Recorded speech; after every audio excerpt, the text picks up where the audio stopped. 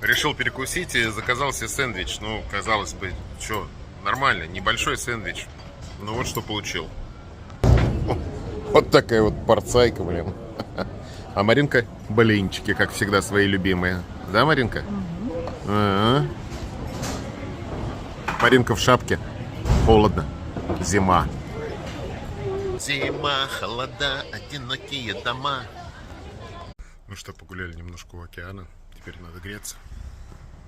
Центрального отопления у нас в Австралии нет, поэтому топимся камином.